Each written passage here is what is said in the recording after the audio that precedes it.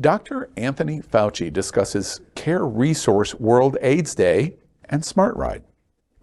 Queer News Tonight is excited to bring a very special World AIDS Day memorial event at the brand new Care Resource headquarters on Miami's magnificent Biscayne Bay with views of Biscayne Blvd with views of Biscayne Bay. Have you ever heard of it, Biscayne Bay? You probably have. The broadcast will include the AIDS HIV news of the day, including the December 1 commemoration that will inaugurate the first ever rooftop event space atop one of South Florida's most important AIDS HIV community service providers.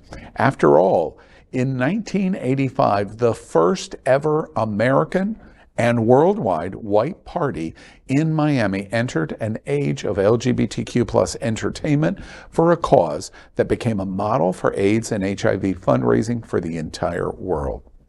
To help celebrate this momentous occasion, the world's most famous medical professional and allied advocate of the LGBTQ plus community is the NIH's Dr. Anthony Fauci.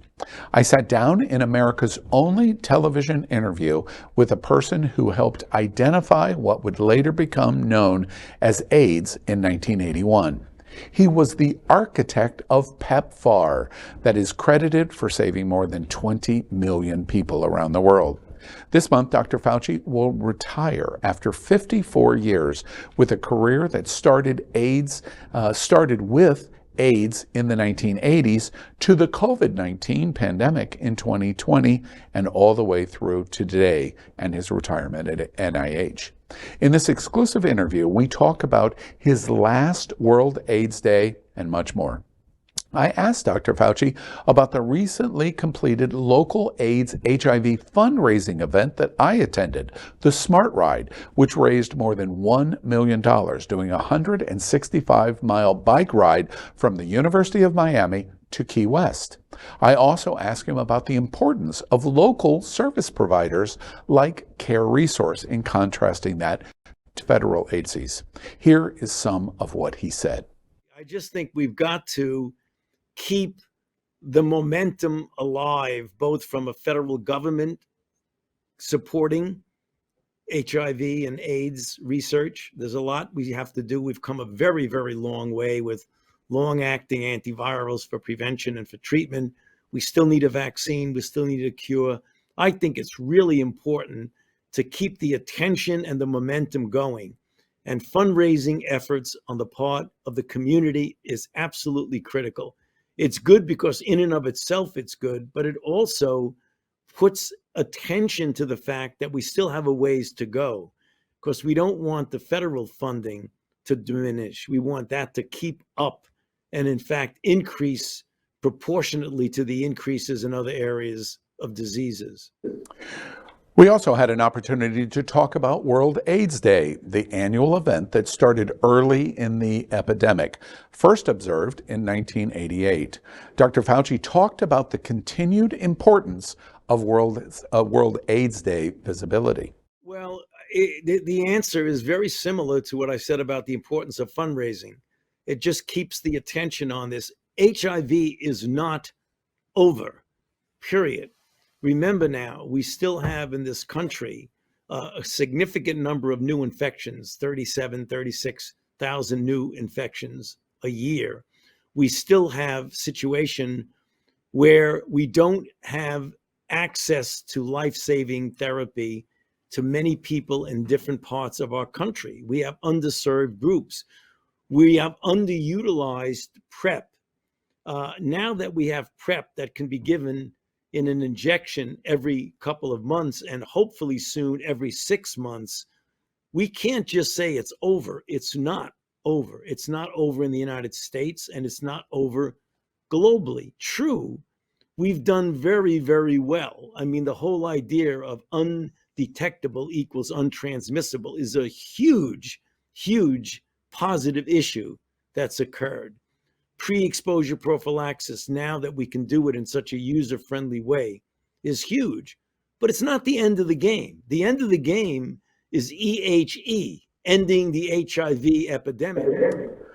I asked the infectious disease director for President Biden what the future of AIDS HIV was going to be like for America. The end of the game is EHE, ending the HIV epidemic, which we really want to do by 2030. And we got to get back on track to get that done. Remember, that was getting 75% decrease in the incidences of infection by 5 years in, and 90% decrease 10 years in. We started it in 2020.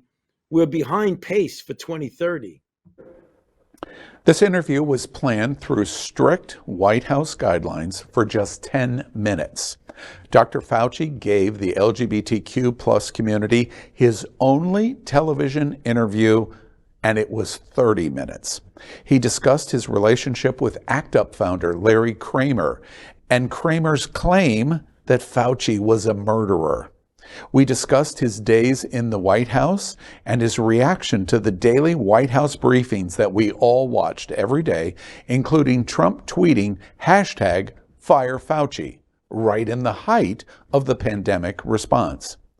We brought it close to South Florida's home as we discussed Florida Governor Ron DeSantis and how he used Free Florida as a reference to Fauci for his midterm election win, and DeSantis selling merchandise, especially a beer koozie with "Don't Fauci My Florida" as the emblem.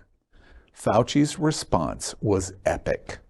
Above all, he makes his final comments directly to the LGBTQ plus community, saying how the American gay community saved millions of lives around the world from AIDS, and that he thinks the LGBTQ plus cohort, as he called us, the most, quote, the most spectacular in history, talking about the LGBTQ community.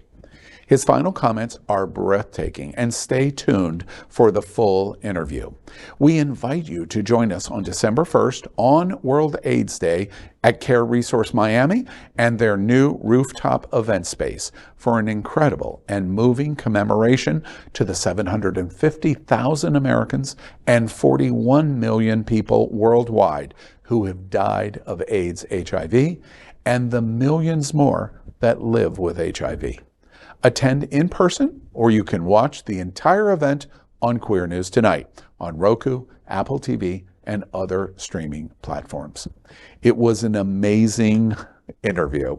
I'm thrilled. And when you see it, you're just, his respect for LGBTQ community is almost, in my entire life, probably one of the greatest respect moments I've ever heard anyone that is an ally of community express about LGBT and what he has watched in the last 50 plus years about LGBT. And this is the consummate expert on this planet, starting in AIDS and finishing in COVID-19 and finishing with the likes of Donald Trump and Ron DeSantis. It's amazing history. And with so many people fighting, remember, these are his last days in retirement. We worked on this interview 5 months ago. And he said, nope, right before World AIDS Day, I'll do it. And you get 10 minutes. And he turned out to give us so much more, which is more respect for our LGBTQ community. For sure. World AIDS Day, Fauci, what do y'all think?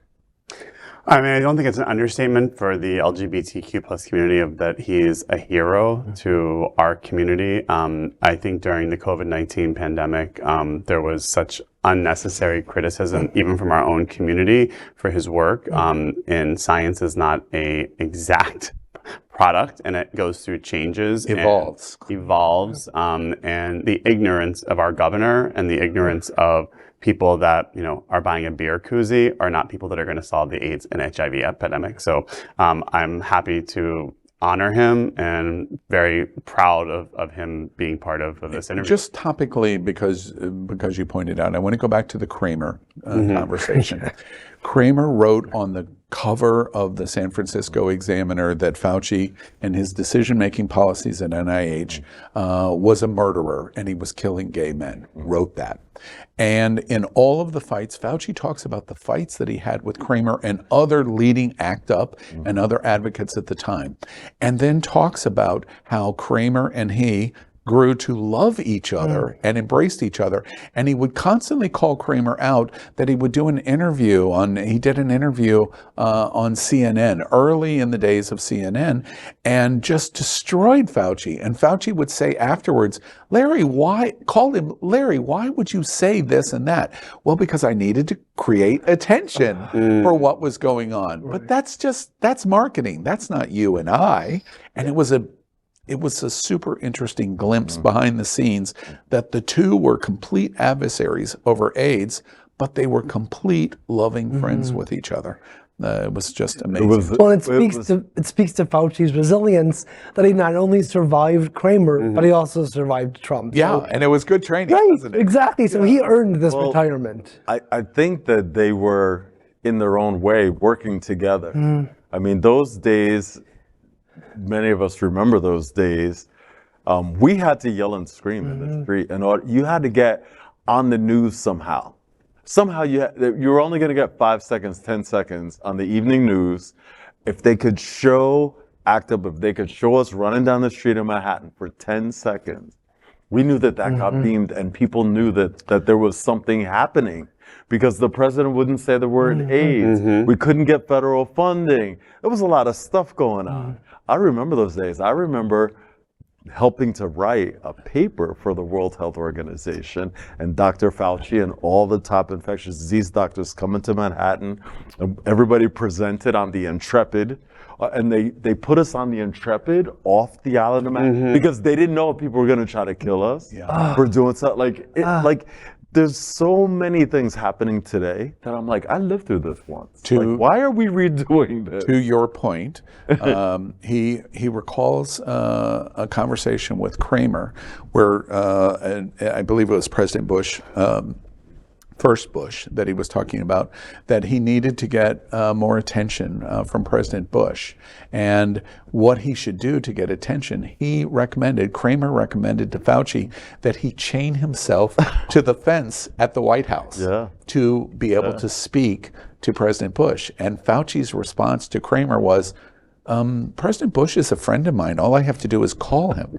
Why would I chain myself to the fence? This is the kind of interaction going on with the founder of ACT UP. I love that. I didn't know that. It was just That's so nice to hear. I'm so glad that they could call each other and have conversations and discuss and not become enemies. Yeah. We're going to show you a lot more at the World AIDS broadcast of Queer News tonight. Everyone come. Paul is going to be an anchor for it. Lots of special surprises. I'm going to be speaking. And come to the event. Come to Care Resources event.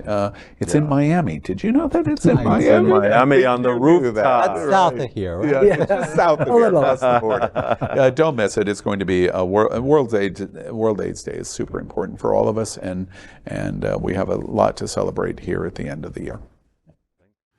LGBTQ plus news is vital for our community and for the broader world as a whole. We have enough enemies at Fox News. Tucker, Sean, and Laura are loud. We need passionate allies. Happening Out television network, Queer News Tonight, and It's Happening Out are literally out of the closet and into the headlines. Our community needs your support. Like this broadcast and subscribe now to ensure the growth of the entire LGBTQ plus community.